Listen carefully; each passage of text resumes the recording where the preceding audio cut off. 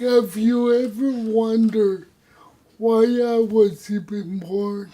You have something in you that you don't like. Hi, my name is Jose Archila, and I was born with cerebral palsy. The Bible tells us that God knows us even before we were born.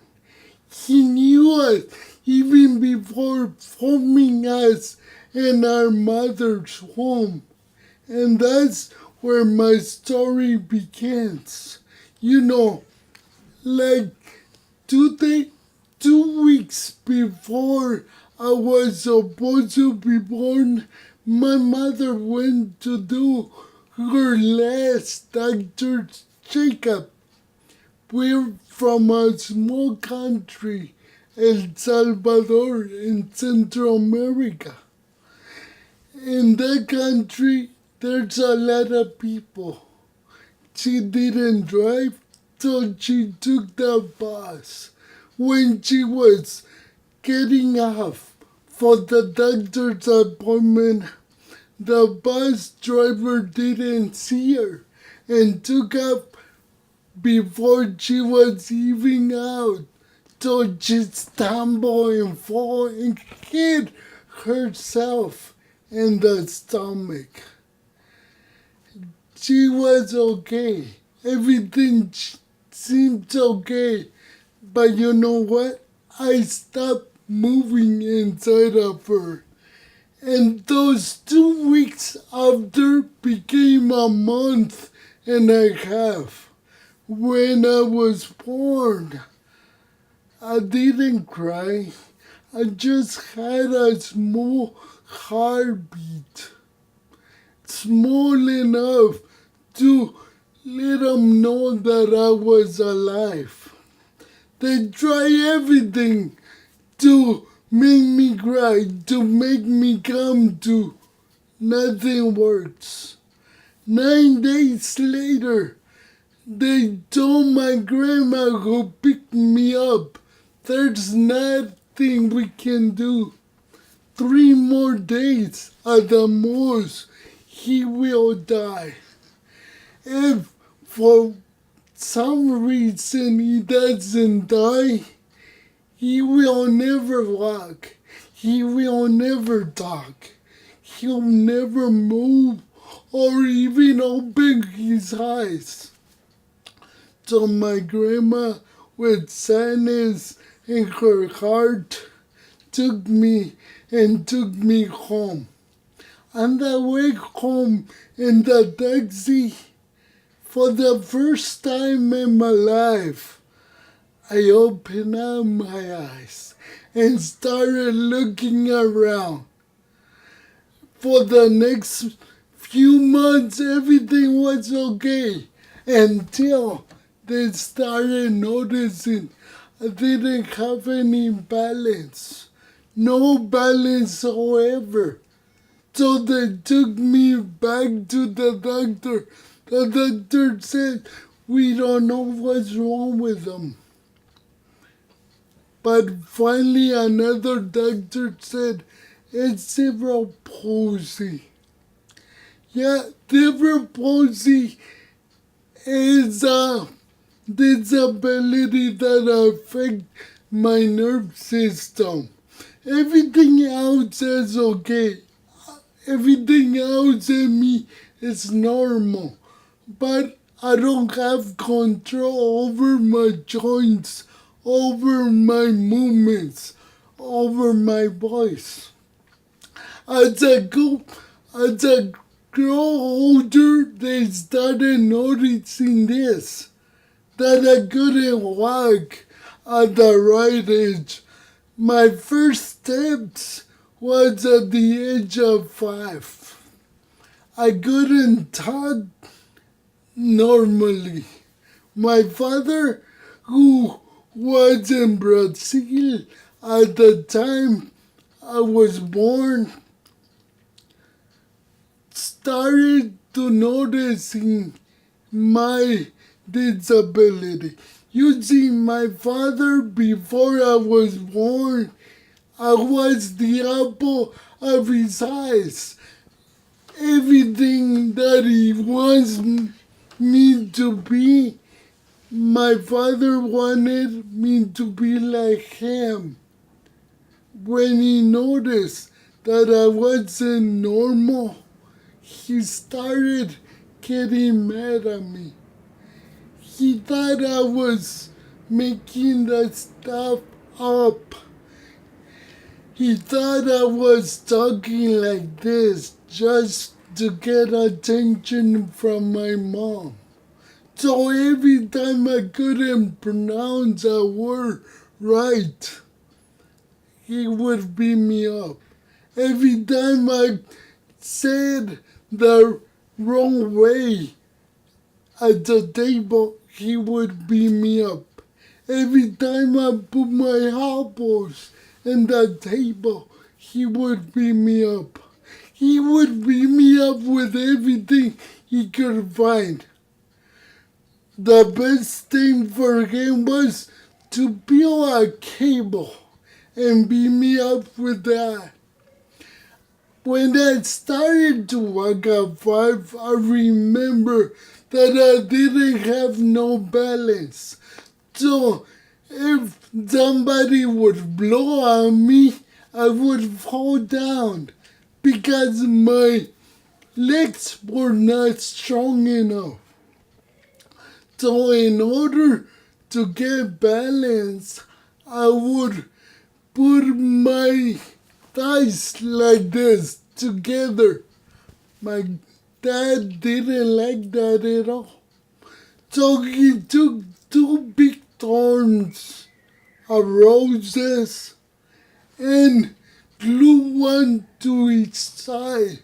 So whenever I would touch my thighs together, the thorns would go into my sides. It hurt a lot. I started also to notice that the people, our neighbors, the people in school, the people on the street would treat me differently, would mock at me, would laugh at me, would say, "Oh, here comes the retarded kid. Oh, here comes the drunken kid." And not only the other children, but especially their parents would laugh at me. I grew up with a sense of, I don't know why I was born. I knew about the fall, but to me it was like, why God did you let me live? Why God did you allow this? What did I ever done to you? My mother would always tell me, there's a purpose in your life. There's a reason God allowed you to live beyond 3 days. Believe in God. And that was the last thing I wanted to do, believe in God. When I was 9, my mother couldn't take it anymore. She said, or either my husband will kill my child by beating him up, or I need to find a new place to run away from him. So we came to California. Same thing here. People would laugh at me, would mock me. So that anger that I had against my father became an anger against God. I wanted nothing to do with God. At the age of 12, I was molested by an older person. Another nail in my coffin. I was a curse in the beginning. I shouldn't be born. That's what I thought. At the age of 18, I started going out to clubs. Not only for the music, but mainly because that's the only place I felt safe. You see, there everybody's drunk. So everybody looks like me, walks like me, talks like me. So I'm like, cool. I feel at home with those drunk people. At the age of 19, my mother went to church, became a Christian, gave her life up to God. She would tell me, come with me. I'm like, there's no way I will go ever with you. There's no way God wants me. God hates my guts. God laugh at me. Look how I am.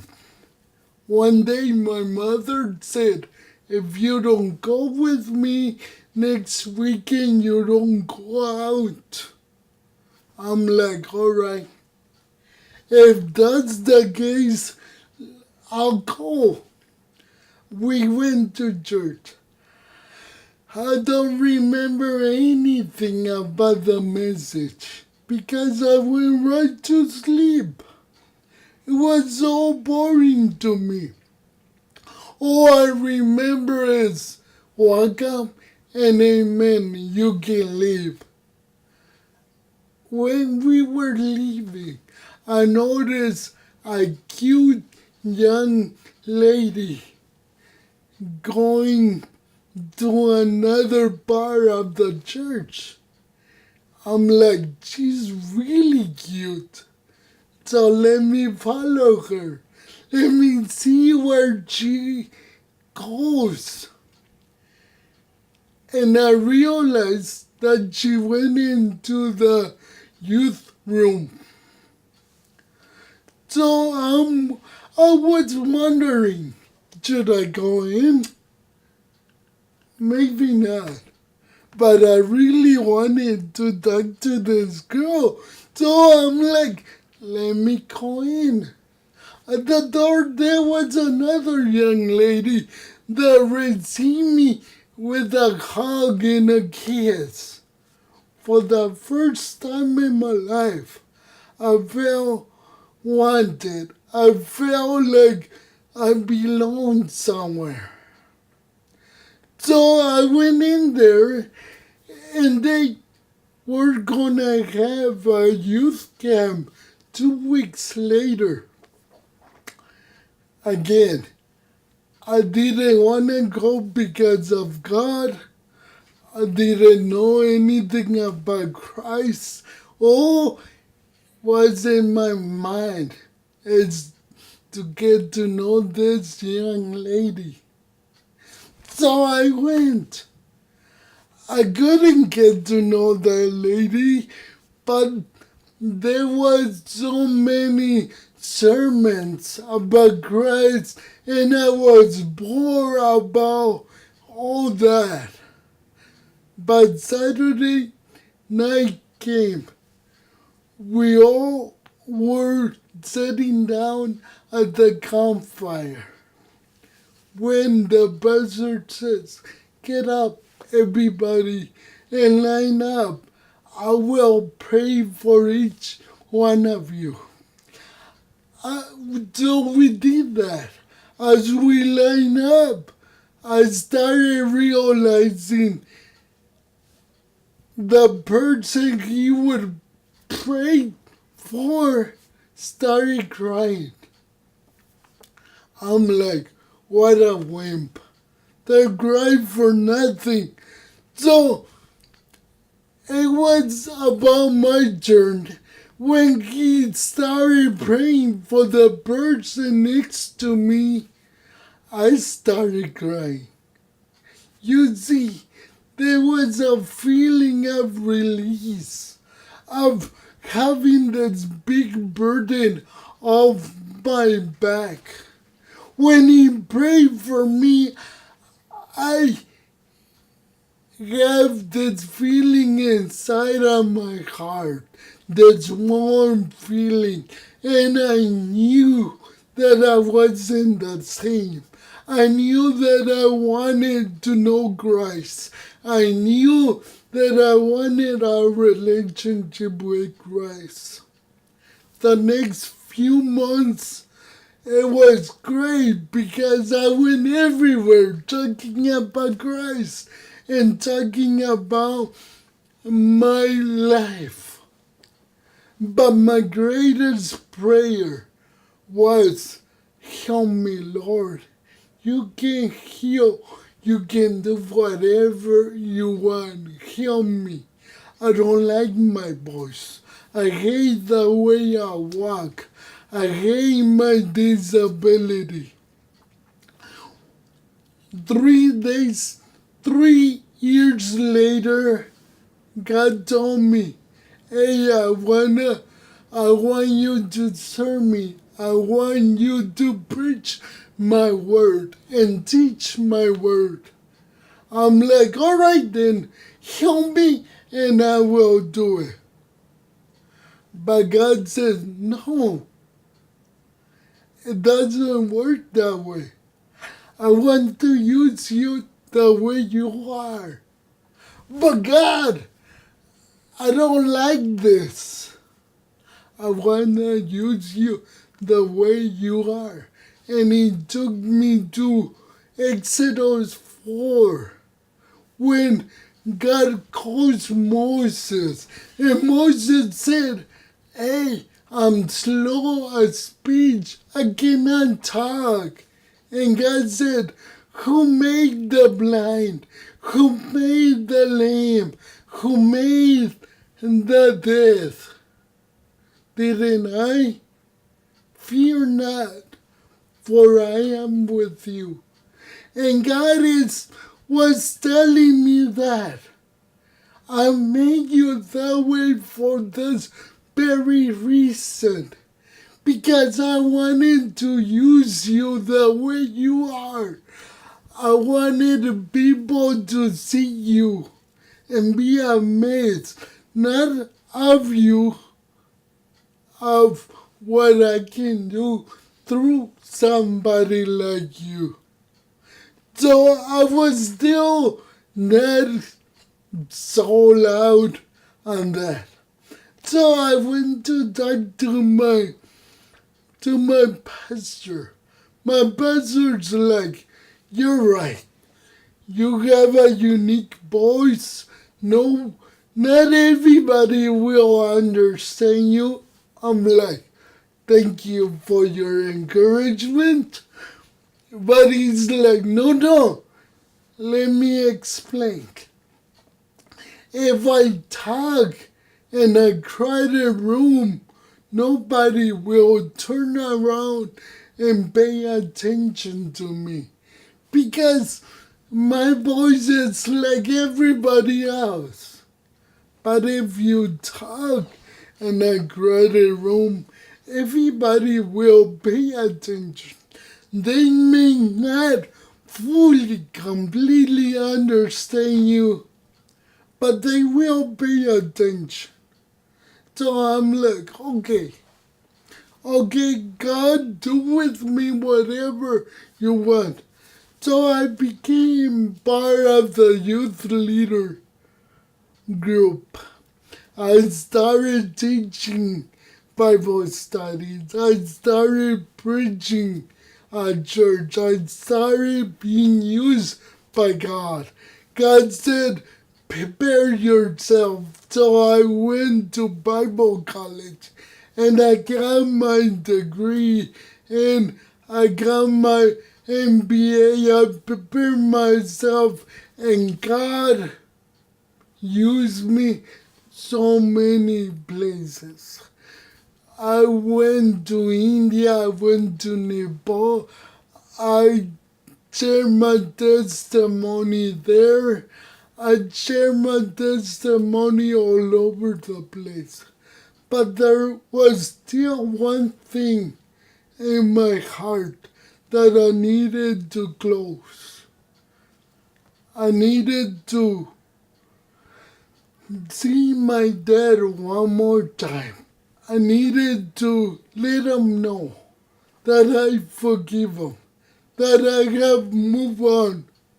You see, all this time, I still have some kind of pain, some kind of sorrow in my heart. I needed to see him again to close that sorrow and pain for once and for all. So I went back to my home country. And in my home country, I got to talk to my dad. I share about Christ. I share about how he turned this empty, dark life into something awesome. And he said sorry to me.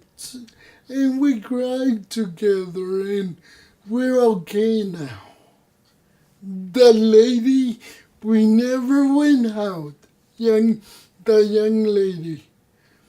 But a few months ago, I got reconnected with my first crush.